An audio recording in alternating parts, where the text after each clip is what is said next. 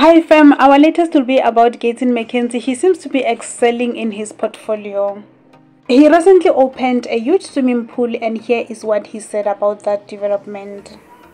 The swimming pool was closed and dilapidated for a decade, and we opened it today, the GNU, the kids.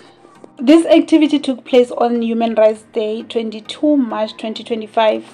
And on Twitter, people said, despite his other flaws, he is one of the most committed ministers. Check it in the next slide and let us know of your take regarding this. And that's it from me. I'll see you again next time. Bye.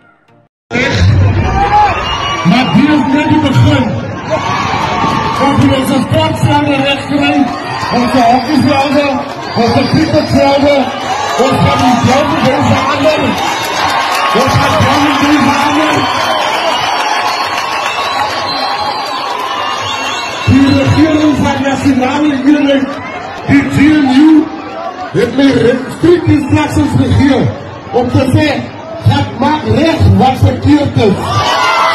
Gaat maak recht wat verkeerd is. Vandaag is die dag van langspitsen sien, is die dag van baie goed te sien, dat ons wil swem. Die lijfwachters hier,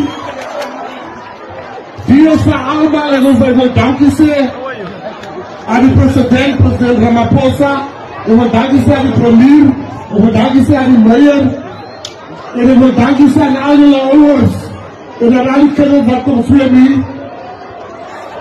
Leer om te swem, laat jy kan 'n medaille kry by die next Olympics. En jy doen nie achterloos nie. So ek gaan met die media gaan praat hierkant.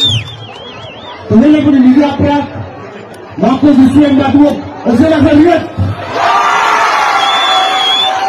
Is jullie gereed? Is jullie gereed?